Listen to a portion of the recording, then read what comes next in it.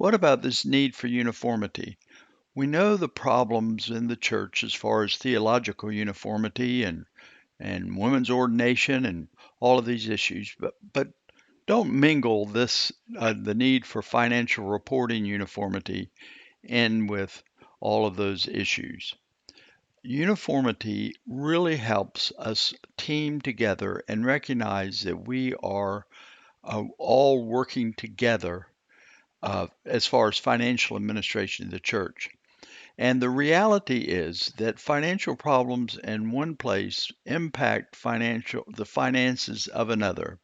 If there's a financial scandal in Czechoslovakia, it's going to really pull things down over in Albania.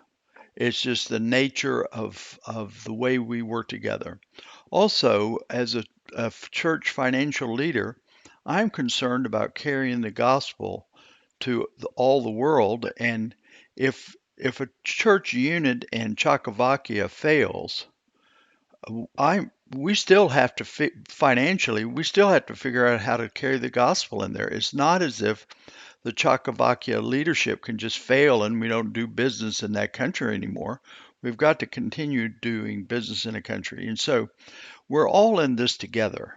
Also, one of the issues about uniformity, to get us thinking correctly, is that what is good for the goose is good for the gander. So if I say that in my unit, let's say in a country in Europe, does not have to participate in the church global financial plan, that means every other country everywhere else in the world should have the same liberty.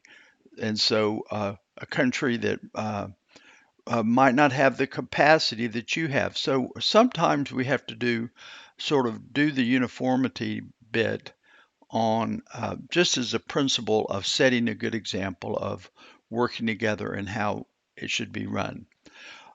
One big advantage of uniformity is the fact of comparability. It's very common for a person who is, say, over a union when the union covers just one country to say, oh, I don't see the point of it. We all just follow the country requirements and we're just happy. But just think about the poor treasurer in Southern Asia Pacific Division. He has to be giving guidance and leadership over in Pakistan and Lahore, the Pakistan Union Mission, and all the way over to the Southeast Asia Union Mission in Singapore.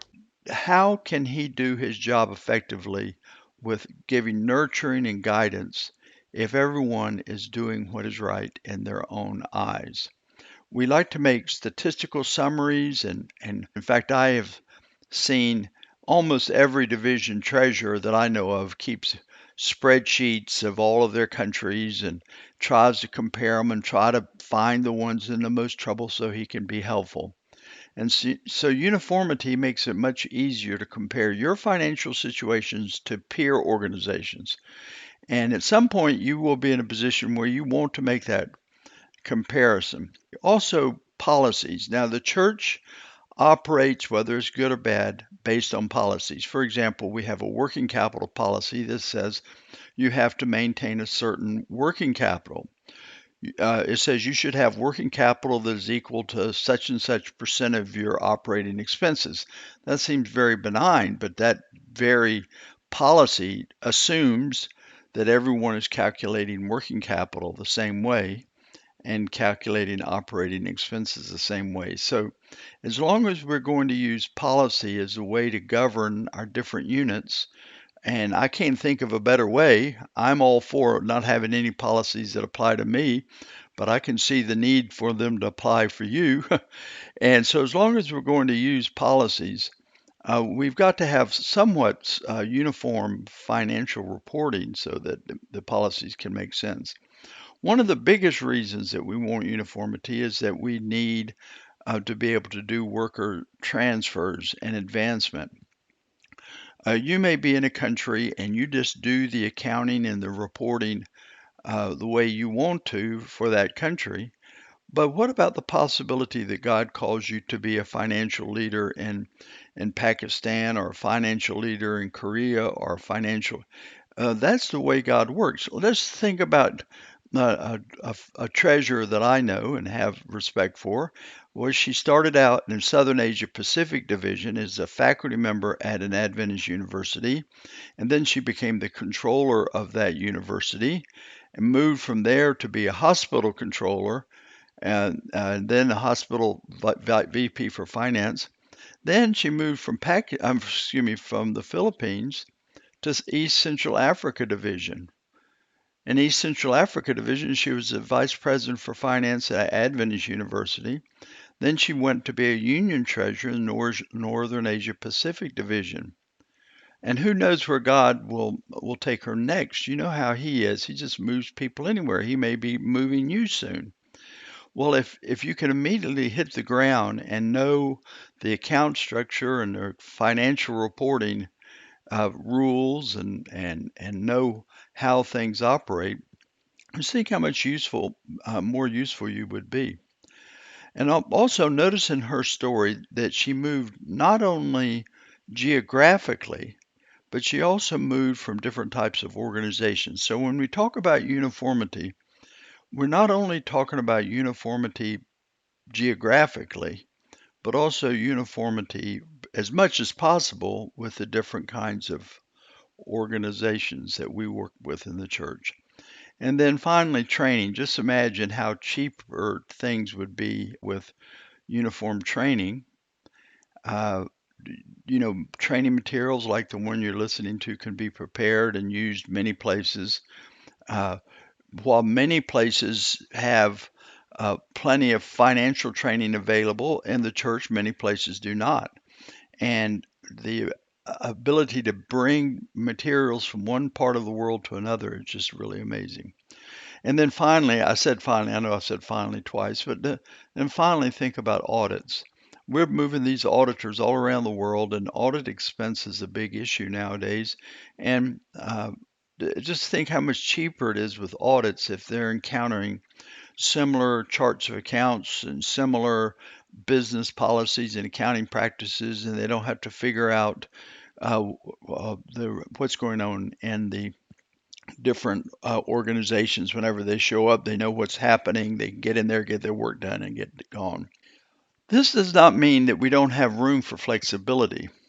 The idea that we can put a little bit of different twist on the way we're doing things, the idea that different organizations have different priorities and financial concerns means their financial measurements may be different. So there's many reasons that there can be a good bit of flexibility. One thing that seems to work against uniformity in the church, and it really doesn't, but people think it does, so let's cover it, is that every country has its own tax authorities and its own nonprofit regulatory agencies. These agencies have the right and the authority to require information in the format they want, according to the rules they want. This in no way conflicts with the idea that we cannot have uniform reporting requirements. Uh, General Motors has to prepare tax information for both the U.S. government, and it has to prepare financial reporting information according to financial reporting rules for its financial statements. So the what it amounts to is duplicate reporting of similar information, but they're a little bit different based on the requirements of the church compared to the reporting requirements of the government. There's no reason you can't do both.